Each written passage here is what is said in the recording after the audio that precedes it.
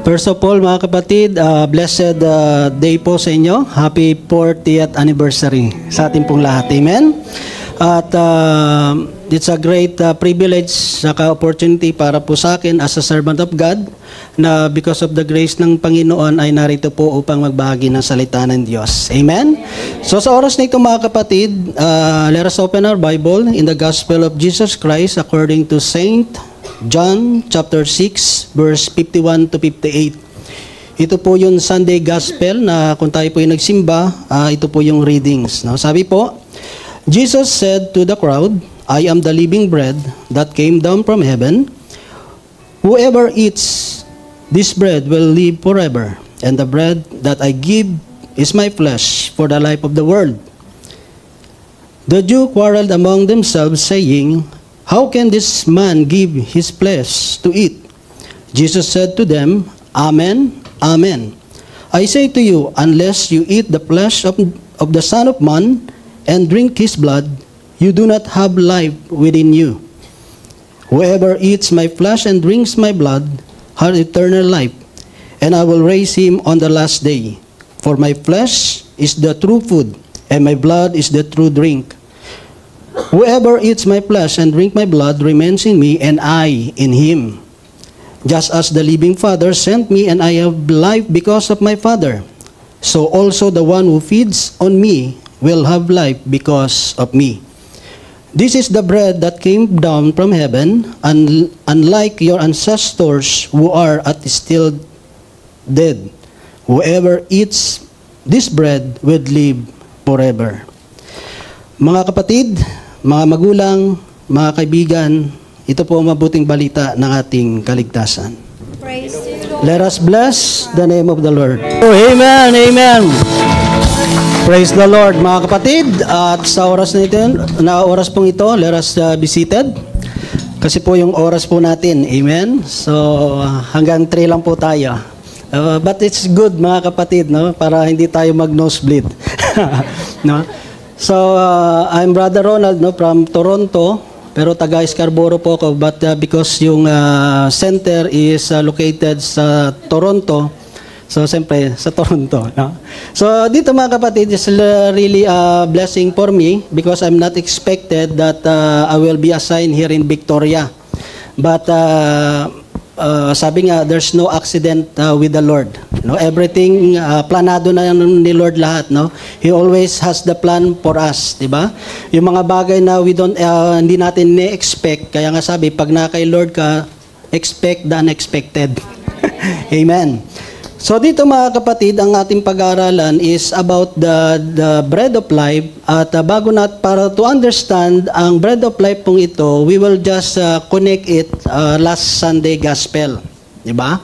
Kasi there are mga kapatid, sila po ay connected in each other, no? So bread of life mga kapatid, why it is really necessary yung bread of life?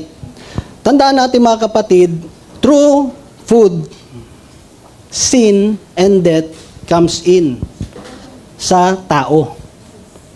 'Di ba? Ano? Okay lang kayo?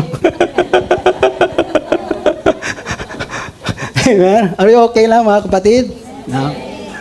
So, nag-enter ang sin because of the obedience ng ni Adan at Eva dun sa commandment ng Lord. At ito is brought them, nagkaroon sila ng sin against God, and that sin, mga kapatid, nagkaroon sila, the wages of sin is death. So, through food, mga kapatid, nag-enter ang sin, nag-result ng death sa tao, but sa biyaya ng Panginoon, through food, mga kapatid, sa pamamagitan ng flesh and blood ni Lord, mga kapatid, it give us life. Amen. So, dito mga kapatid, sabi ng Bible, it is God who called us. So, ano ibig sabihin mga kapatid? We should believe na ang Diyos yung tumawag sa iyo. Do you believe na ang Diyos ang tumawag sa iyo? No. Kasi mga kapatid, ako nga, I was studying college, no? Sabi ko nga dun ng Friday and Saturday, I took management, no? Hanggang ano lang ako, second year. Because I just decided na mag-serve kay Lord as a full preacher because dumating yung tinatawag na Rhema word. Alam mo kasi, pag yung salita ng Diyos, dumirekta sa puso mo, para kang sasabog. Kaya nga sabi, your word is parang consuming fire. Na hindi ka talaga patutulugin. No? Who among you na-experience ang ganyang experience? No? Yung pinipigilan ka na, ayaw mo magpapigil. Di ba? Dumating. Kasi bakit? One of the preacher, mga kapatid, ang sabi sa akin, sino ang hinihintay mo na that God will use for your family? Sabi niya, anong ginagawa mo? Nagrema po sa puso ko yan. I was studying, mga kapatid, sa University of Iloilo, kasi taga Iloilo po ako. Ang discipleship po sa Iloilo is every Monday from 9 to 12. So I have class, mga kapatid, ng 1 p.m. So 9 to 12 yung discipleship namin. Pagkatapos nyo, siyempre, I will not go to school with empty stomach. No? So sometimes, nalilate ako sa literature na subject ko. But I spoke to my mom. I said, Mom, sometimes I'm late because alam mo na, sabi ko, nagdi-disciple po ako. So ang end po ng discipleship namin until 12 o'clock. So siyempre, magta-travel pa ako going to University of Iloilo. So malilate talaga ako. But I tell my teacher, no? Sa my mom, malilate ako because I know I have my calling sa Panginoon. Alam niyo, mga kapatid, pag tayo, before we say yes to God, He already prepared everything. He already prepared everything. Napaka-smooth. Sabi lang ng teacher ko, okay, no problem. If you say to God yes, everything will be okay. Ha? Okay ka ba dyan? Everything, naging smooth, mga kapatid. Everything is smooth. That's why I shared, mga kapatid, sa doon po sa my center. Hindi po, it is not an easy decision. Because here in the world, mga kapatid, napaka-importante, mga kapatid, na ang tao ay makagraduate sa college. Diba? Meron kang diploma, meron kang certificate, to find a good job. Di ba? Kasi bakit? Time will come, you will build a family, at ano yung isusupply mo sa family mo? Di ba? It's a really hard decision. Pero mga kapatid, you cannot say no to God. Kasi bakit? There's nowhere to run. There's nowhere to run. There's nowhere to hide. Kasi sabi ng Bible, even in the deep of the sea, nandun ang Diyos, God is there. Diba? Kahit umakyat ka man sa top of the mountain, mga kapatid, God is still there. So nowhere to hide, mga kapatid. Ilan sa atin dito, tago ng tago. Hindi, ayaw mo pag, ayoko. Diba? Ayaw mo maglingkod eh. Pero may nagawa ka ba? Wala. Ano ang preba? What is the evidence na wala kang nagawa? Because you're here. Oh. Anong katutunanan ba't wala akong nagawa? Kasi nandito ako eh. Nandito kayo. Asado kaya ata kayong seryoso.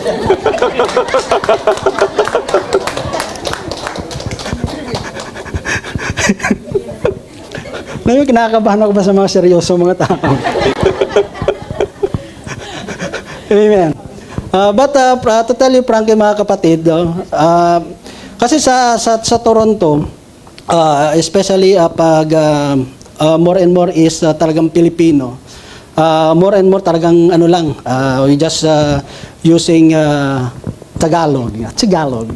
But here, it's better to practice Taglish. Yan, ma. So, dito mga kapatid, kailangan maniwala ka, you need to believe na ang Diyos ang tumawag sa iyo. Amen. Because God has a purpose. What is the main purpose of God? Why God called people? First is to save people. Yun ang pinaka-main purpose ng Diyos eh. To save us. Kasi nga bakit? We are candidates sa condemnation, sa parusa, sa wrath of God.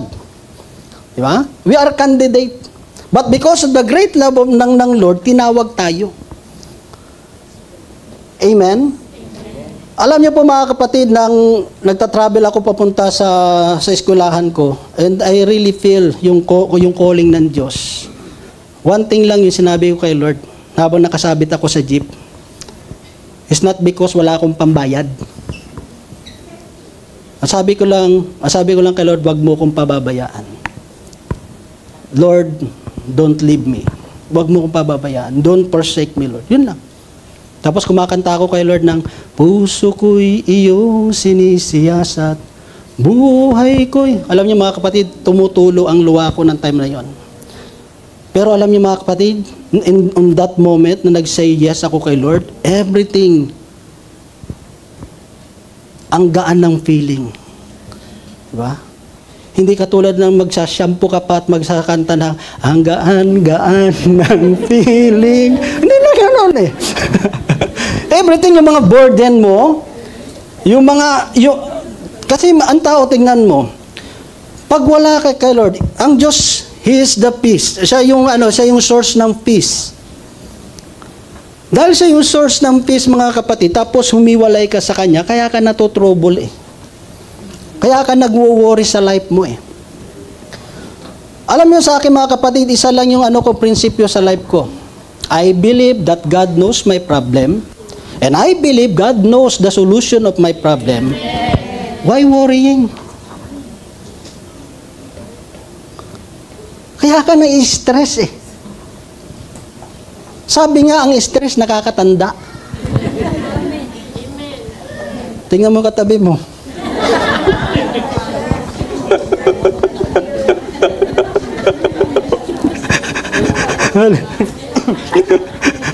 Mukha bang stress yan?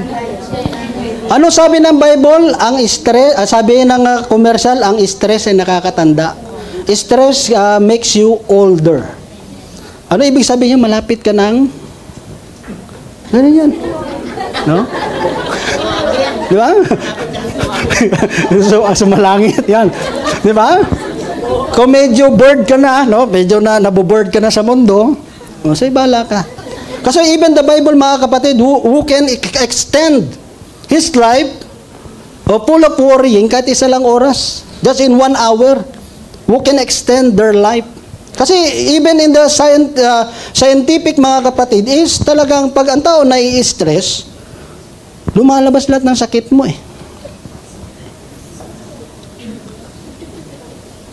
Ganito ang stress yung problema. Alam nyo, ang problema, ano yan eh, yung nakakawa, no? Sa English nakakawa. Contagious, no? Contagious. Contagious yan. Nakakawa ang problema. Example, gumising ako sa umaga, kumakanta ako, pagkagi, when I wake up in the morning. Di ba? Ang ganda ng gising ko. I woke up, talagang blessed na blessed ako kay Lord. So kaya, nag-preach ako dito sa inyo. Kunyari, ito na lang, nag-preach ako sa inyo. Tapos, the next day, nakita mo si Brother Ronald nandun sa plaza. I'm just seated sa plaza, tapos nakaganon ako. Kunyari, si Brother Iskio, blessed na blessed, ganda gising niya. Si Brother Iskio na walang kaproblema, has no problem, ang ganda ng gising. Tapos nakita ako ni Brother Iskio. Sabi niya, parang siya si Brother Ronald. Ano kaya ang problema nun? Nakaganon ako eh. Si Brother has no problem because he saw me, nga nakaganon, naka-ninoy-akino, naka-500. 500 yun sa atin. Problema. Si Brother na-stress, naisip niya. Ay, si Brother, kaya problema niyan. Naglalakad ngayon si Brother sa plaza.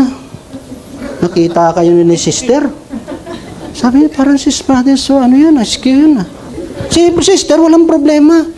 Pero sabi niya, parang si Brother Iski yun ah. Si Sister, walang problema, nagka-problema.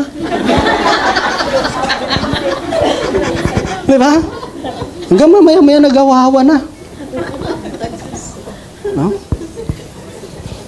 Tapos yung asong walang kinalaman, bilang nasipa.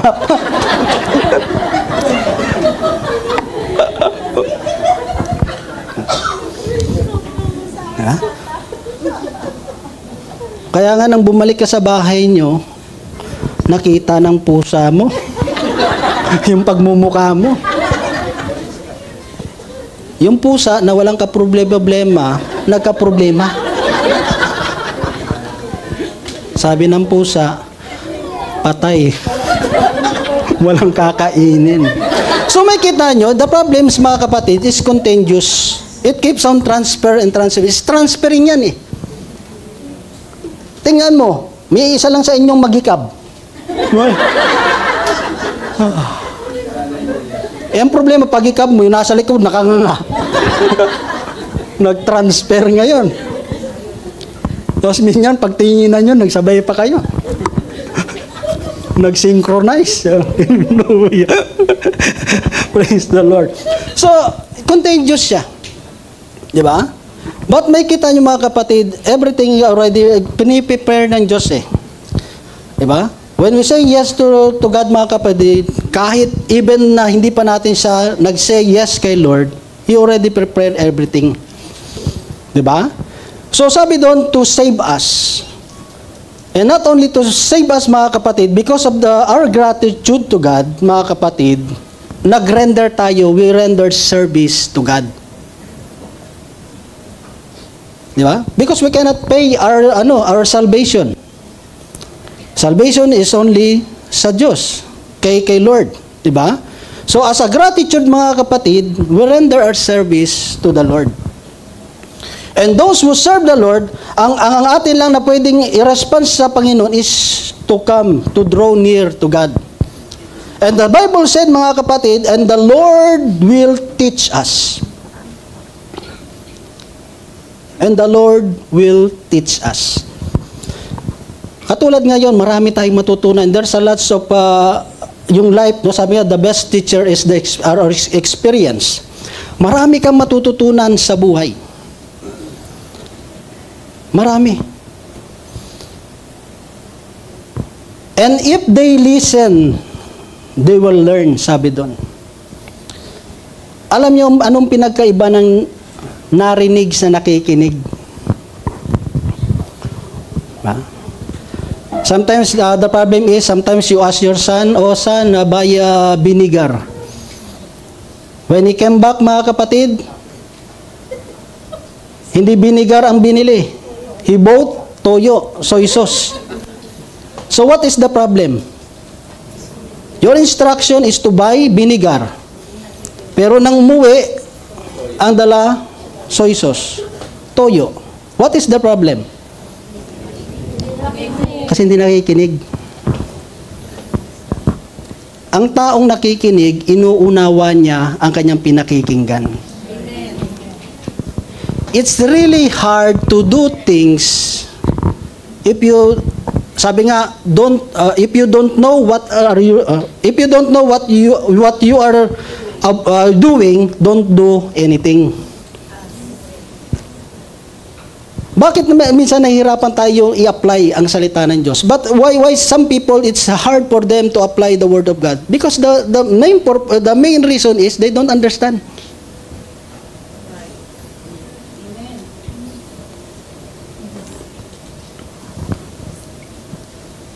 Madaling gawin ng isang bagay pag naunawaan mo. Di ba? We will learn a lot of things sa ating experience. That's why even some people, they wrote songs based to their experience. Di ba? Ano mga kanta na alam nyo? What kind of song that you know na based sa experience nila? Especially mga 80s, 90s, mga ganyang di ba? More of their songs, mga kapatid, they derive mga kapatid through their experience sa buhay. Oh. May isang kanta, sabi sa kanta, ako'y may natutunan sa aking karanasan. I have learned a lot through my experience. Anong sabi niya? Ako'y may natutunan sa aking karanasan. Ano ang karanasan niya? What is her experience? Sabi niya, mali ang magmahal agad ng lubusan. Sabi niya, it is wrong to give yourself fully. Sabi doon, yung heart sa tao. Mali ang magmahal agad ng lubusan. Sa kanyang experience, to her experience, mga kapatid, he give advice. Because you cannot give advice to a person unless you experience yung bagay na yon. Kasi, may mga tao kasi, magaling mag-advise. Oh, take my advice. Why you want me to take your advice? Because I'm not using it.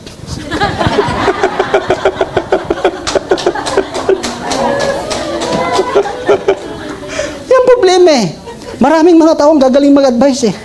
Kaya nga binibigay sa'yo kasi yan, hindi nga sinusunod. Just take my advice because I'm not using it. That's a problem sometimes ng tao. So, ang advice niya mga kapatid, sabi niya, anong advice niya? Pigilan ang damdamin kung kailangan. If it is necessary, hold your feelings. Why? Upang di ka masaktan kung ika'y iiwanan.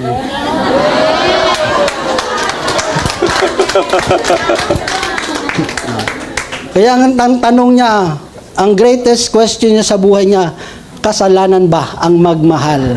Maling ka ng lubusan. Sometimes mga kapatid, yung definition natin, sometimes our definition in life, it's depend sa mga experience natin sa buhay. Sometimes people, if you ask them, what is love for you? Masasabi na iba, love is like a rosary that full of mystery. May iba naman sasabihin, love is like a flower. Ini sister. Love is like love is blind. Oh.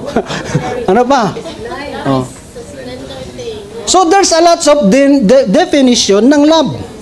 Merong ang tao, sabi niya, love is like a poison that kills a person. Kasi yun ang experience niya eh. Sometimes the definition ng isang word ng isang tao, it's depend to your experience. Why it is na that's your definition sa bagay na yon? Kasi it based to your experience.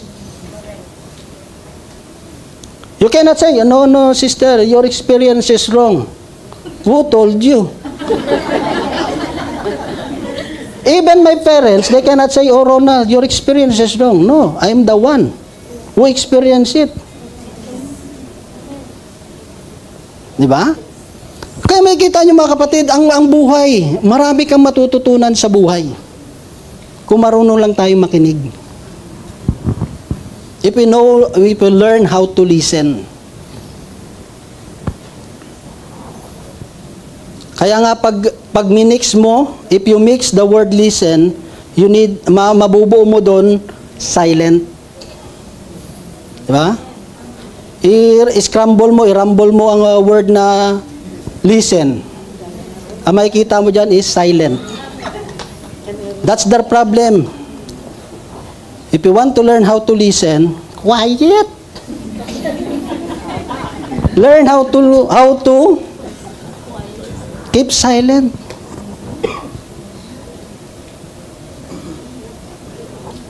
Amen? Basta nyo, inano pang speller, silent. So, kaya kung may papel kayo, sulat nyo, silent, listen. I-rumble mo. May kita mo, silent. Sometimes we cannot hear the voice of God because it's too much voices ang world eh. Kaya minsan hindi mo na alam kung saan yung ano mo. Diba? Maybe narinig nyo na tong kwentong to. May mag-ama, there's a father and son, mayroon silang kasama yung kanilang karabaw. May karabaw sila. Yung karabaw nila, they gonna sell it in the city. Amen. Sabi ng father sa anak, anak, sumakay ka. You ride the top of the Carabao. Yeah? Tapos nakita ng mga tao. Sabi ng mga tao, kita mo lang itong mag-amang to, hindi man lang naawa sa kalabaw. Sabi ng tatay, they have a point. Sabi niya, anak, baba tayong dalawa. Nakita na naman ng tao. The people saw them. Kita mo na lang itong mga mag-aman to. May kalabaw na eh. Di pa sumakay. There's already a carabao that they can ride on. Why they choose to walk? Sabi ng tatay, tama naman, oh. Para tayong mga baliw. May kalabaw, di tayo sumakay. Okay. O sige na, let's ride the carabao. And the people saw them again. Oh, this father and son na ito, di man lang naawa sa carabao.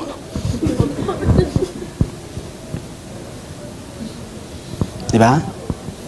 Walang patutunguhan ng buhay mo. Kung pakikinggan mo ang tao. Bakit? Maraming perfect.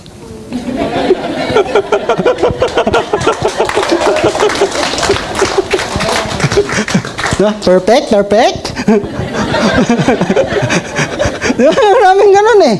Diba? Maraming tao kasi mga pala desisyon eh. No? Pala desisyon sa buhay. Diba? That's why even Paul said you cannot please everybody. No? You cannot please everybody. Even Jesus Christ is the best of all teacher. Pero makita mo, there's still a traitor. Diba? So, we learn a lot of things, mga kapatid, through our experience. And that experience, mga kapatid, yung learning is useless without practicing. Diba? Useless. Diba? Ang head knowledge, mga kapatid, sometimes kasi tayo is more on head knowledge. We just keep on memorizing the Word of God. We just memorizing yung mga topics ng mga preacher. We just memorize it. But the problem is, we don't practice it. Why? Because we don't treasure it in our heart. Kasi pag ang Word of God, hindi lang sa head knowledge, kundi inilagay mo sa puso mo, then the Word of God will be your lifestyle. Siya yung nagiging lifestyle mo. Kaya ang tawag sa iyo, walking Bible. We become a walking Bible. Every time we attend Mass, di ba? Ang entrance, dala yung Bible. Right? After the Mass, paglabas ng mga pare, nasaan ang Bible? Where's the Bible? Where they put the Bible? Nasa altar. Ano niyo po ba? Na-notice nyo? Oh, amen. Ganyan talaga ang style, mga kapatid. No? Pag may pumalakpak, palakpak ka rin. Para kunyari, alam mo. Kasi bakit? Nahalata ka eh. Di ba? Nagpapahal. So may kita nyo, even in the Mass, mga kapatid, when the priest, tsaka yung mga sakristan, they bring the Bible, right?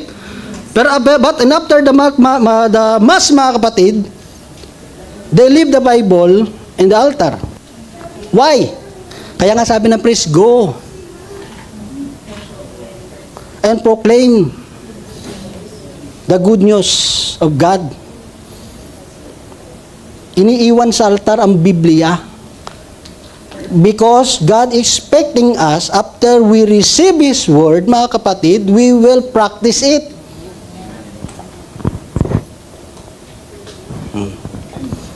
Sinare ko ng kahapon, yung anak. The prayer meeting was already ended. Sabi ng nanay, "Nak, let's go home. But the daughter said, "No, Mama, I want to stay here in the church."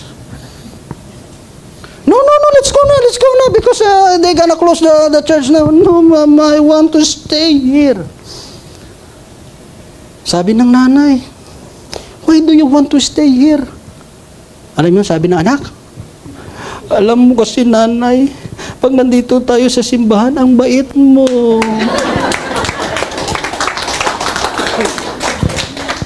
That's the problem sometimes. Malakas ang tayo, amen! Woo! Praise the Lord! Alam mo minsan yung kung sino niya, hallelujah! Yung minsan, pag pinuntahan mo sa bahay nila eh. Sa prayer meeting, kaya ngayon, sometimes, maganda talaga pag nasa ano ka eh. Pag sa prayer meeting, hindi makabasag pinggan, sabi ko nga. Pero pag pinuntahan mo sa bahay nila, lahat ng pinggan, basag na.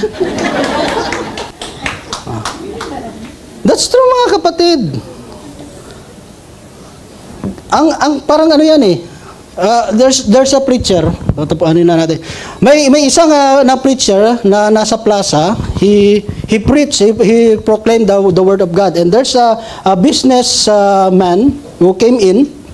Tapos sinabi niya, you know what you are preaching is useless. So why? If the word of God is powerful, those people who hear the word of the Lord, dapat nag-change yung life. Supposed to be may life-changing sa buhay nila. Which is true. May isang poor kid na galing dun sa madumi. Madumi. Itong businessman, ang business niya is sabon. Yung sabon. Kasi na natin, body wash. Body wash. Oh. Then the preacher said to the businessman, you know, your product, your body wash is useless, no good. I don't believe with your body wash. Sabi ng businesswoman, how can you say? It's very effective. 99.9. It kills germs. Hallelujah. Sabi ng preacher, sabi niya, kung powerful, if your product, your body, your body wash is effective, so you see that kid, dapat malinis na yan. Then the businessman say, brother, you don't understand. Sabi naman ng preacher, paunawa mo sa akin. There's no problem with my body wash, with my product. The problem is the child. If he will buy my product and go to the bathtub and take a shower and use the body wash, then he will be clean. Ang sabi niya, it's the same with the word of God. If you just keep on listening, it's like only a decoration. Para lang masabi, yung daming alam ni brother sa Bible, no? No. Hindi mo masusukat ang kalaliman ng isang tao dahil sa lalim ng sinasabi. Nga, sa sobrang lalim, hindi na makano eh. Hindi na makaawa. Amen. So, ano lang natin. So, dito mga kapatid, ayun ang nangyari. No? So, paano papasok ang bread of life? The blood and the flesh of yung ni Lord. Kasi if we practice the word of God, mga kapatid, yung goal natin is become one. Yung purpose natin, why is we serving the Lord, is always for the glory of God. So nagkakaroon tayo, na-unite tayo. Kasi bakit? There's no quarrel. If every one of us, we practice faithfully yung word of God, there's no division. Diba? Mawawala yung pride mo. Alam niyo mga kapatid, may preacher na nag-apply doon sa Amorsolo. Sabi niya, I want to be a preacher. Then, binigyan niyang resume. Aba, overqualified. Then, Brothers Ray said, oh, Brother Mike, this is really overqualified. You know what Brother Mike say? Wala lang, tinapon lang. Sabi niya, overqualified eh. Yeah, overqualified eh. Ibig sabihin, hindi marunong sumunod yan. Amen? Hindi marunong sumunod yan. Ikaw patuturuan yan. So, nagiging tayo, we become united. We become one body. Kaya nga, faith, love, and unity. Iisa yung faith natin, yung unity natin, yung love natin. We become one. You know what is the original meaning of blood is thicker than water? Mostly, ang alam natin na yung blood is our relatives, our family, right? But the original meaning is, it is the water, yun ang relatives mo, yun ang family mo.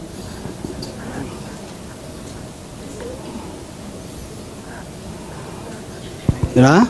Bakit? Kasi sa history, mga kapatid, uso yung blood compact. Blood compact, brotherhood. Brotherhood. Diyan niya na-originate yung blood is thicker than water. Kasi bakit? Pag yung, kunyari, nag-blood compact na. So, they become one. Kahit wala man biologically, hindi naman kayo magkakaano, but you become one. So, even your family na mag-against dun sa principle nyo, and we become one in Christ through His blood and to His body. Bakit? We become family. Kasi ang family, mga kapatid, kung anong laman ng tiyan mo, yun din ang laman ng tiyan ko.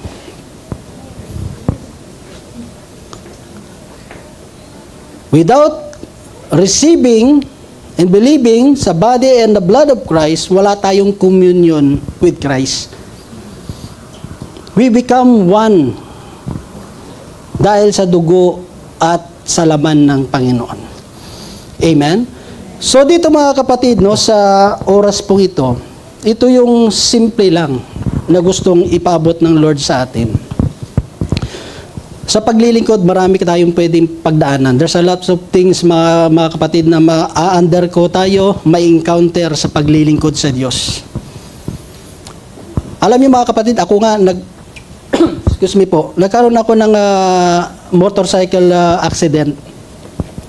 Going ako sa mission ko, no, nasin ako sa Antique, and I was the assistant head, no, kasi yung head ko ng time niyo si brother, kalimutan ko yung pangalan, no. So, going ako sa outreach, no, na-aksidente ako sa motor. Nagkaroon ako ng dito, yung bone grafting. The doctor said makakatayo ako mga 1 year.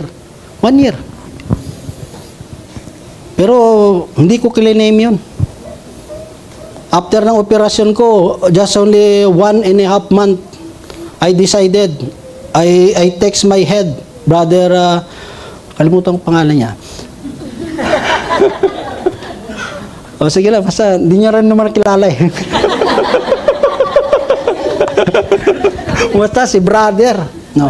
I said my head, sabi ko, Sir, I will go back to my mission. May bakal po yan. Bakal. Nakasaklay ako. Sabi nila, anong gagawin? Paano ka mag-mission? Ganyan ka. Bumalik ako sa mission ko. Alam niyo kung bakit?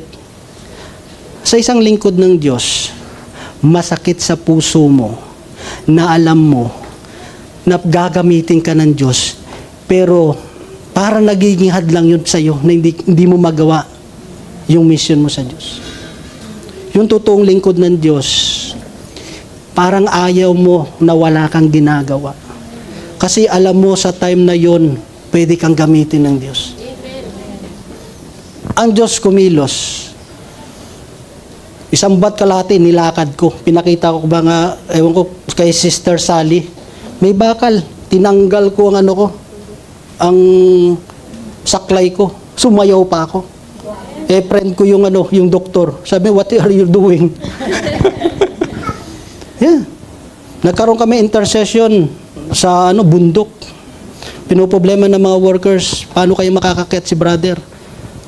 Sabi ko, sis, if my feet is not capable to climb the mountain, sabi ko, yung kamay ko, pwedeng gumapang. Alam niyo, mga kapatid, if we act according to our faith, God will do something. Amen? Alam niyo, mga kapatid, nailuhod ko yung tuhod ko. Bakit? Kasi ganun ang Diyos eh. Na pinapanood ko yung live nyo last week, tama yung sabi ni Sister Trixie. Hindi pa yung PR niya. But, he act on her faith sa Diyos. Kumuha agad ng ticket niya papuntang Manila. Diba? Kung nandito po kayo, yung patutuo ni Sister Trixie. Yun ang pananampalataya. Hindi pa yung dumating yung PR niya. But he act on it. Then, pinatunayan ng Diyos na walang taong nananalig sa Kanya na pinababayaan ng Diyos. Amen? So, sa oras na ito, tayo po tumayo. Let's all stand, mga kapatid.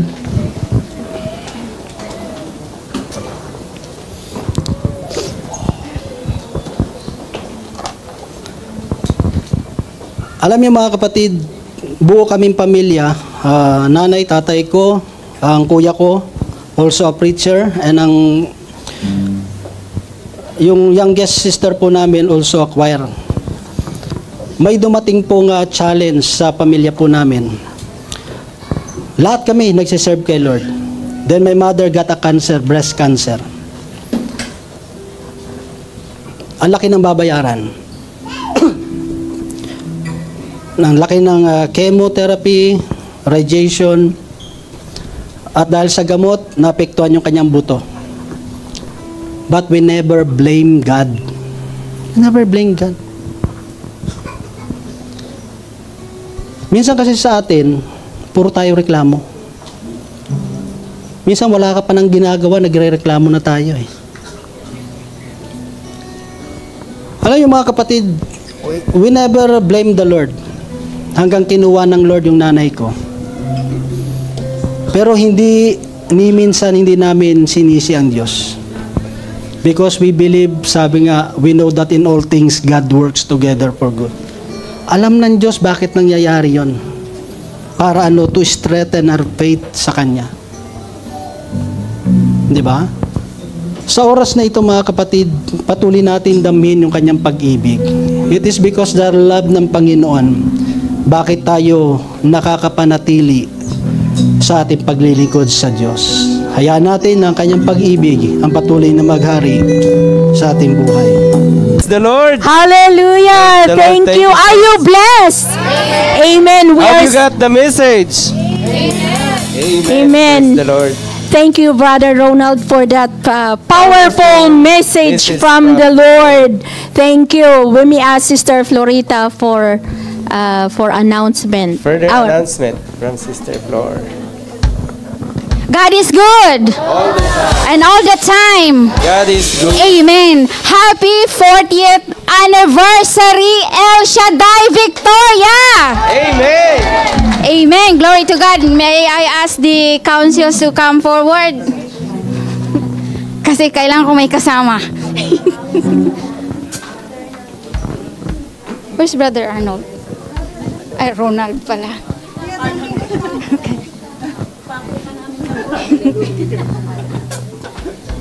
Okay, Brother Ronald,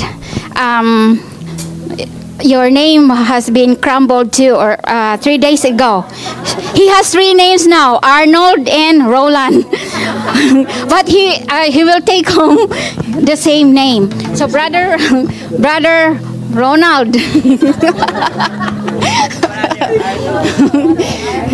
We are so very grateful and delighted to have you among us in this community of Victoria. Give the Lord a big praise. Your message to the Victorians really give impact so that we could serve the Lord more. Amen. And with that, because you are first timer here, we are giving you a certificate only in Victoria. Okay. Can I read the content of the certificate? Okay. Certificate of Appreciation. We remember before God and Father your work produced by faith, your labor prompted by love, and your endurance inspired by hope in our Lord Jesus Christ. we award this certificate of appreciation to you, Brother Ronald Solihon. Given this 18th of August 2024 at St. Andrew's Cathedral, 740 View Street, Victoria, BC, in Mark chapter 16:15, it says, "Go into the world and preach the gospel to all creation." Amen. Glory to God and glory to Christ Jesus. Amen.